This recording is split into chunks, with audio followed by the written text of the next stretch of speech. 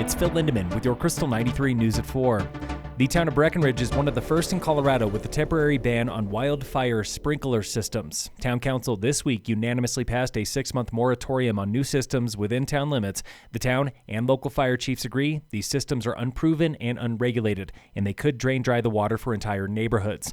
Today we hear from Dustin Dollimore. He is a graduate of Summit High School and founder of Defense Delivered. He builds these systems, and he claims his are designed smarter and more efficient than most. I understand the moratorium because they're primarily concerned about drawdown. They really worry about these systems becoming instantly widespread. Dollimore's system does not attack a fire. Instead, it soaks your property to make it more resistant to fire. And really what that does is it raises the local humidity even once the system has stopped running. Fire science dictates that significant differences in humidity can effectively stop a fire from being able to form in that certain area. Some of these systems can use thousands of gallons every minute. Dollimore's uses 13 to 17 gallons. It's like taking a 10-minute shower. So instead of soaking the entire home at once, we're only doing a small portion that we can limit to a certain size. So we always have a very minimal impact on the draw, even when we are connected to municipal. Dollimore has already installed systems on homes with private tanks in Breck, Blue River, and Silverthorne. Next could be Texas, where fast-moving brush fires are the enemy. Dollimore is confident Breckenridge will allow wildfire sprinkler systems after the moratorium, but with strict limits on how they work and how much water they use.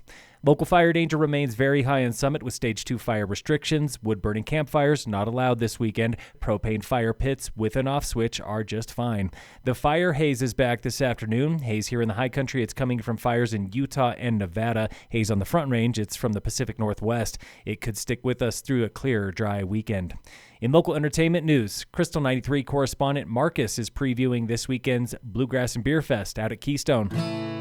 This is Backstage with Marcus. Today I'm talking with Second Gear Bluegrass, a Colorado band that began with a shared love for beer and bluegrass. And this weekend, they're bringing that shared love to Keystone. Here's Chuck and Dan playing guitar and bass. Doug and I, this is my third band with Doug. We've played in a country band and another bluegrass band, High Plains Tradition, before this current version. And I hadn't been playing in a band in a few years, but go to jam sessions and enjoy being around friends that play music. And you just get a feeling after a while that we should share this. This is too good just to keep in my living room, at a little bar. So Doug and I had started talking about getting a band together. And one of our first thoughts was, hey, if we're going to do this, let's make it a band of people that we all want to be around, people that we all truly enjoy and enjoy making music with. What upcoming shows are you most excited for? What do you guys got going on in the next month? Keystone. It's really fun to see our audience get into it, and they feed on us, and we feed on them, and it becomes this really fun event. You're going to have a great time seeing the Second Gear Bluegrass, and we can't wait to play it for everybody out there. Head on down to Keystone to check out Second Gear Bluegrass tomorrow from 1:30 to 3. All music, all day, totally free.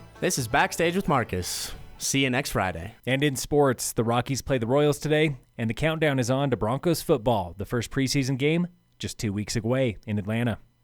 Phil Lindemann, Krystal 93 News.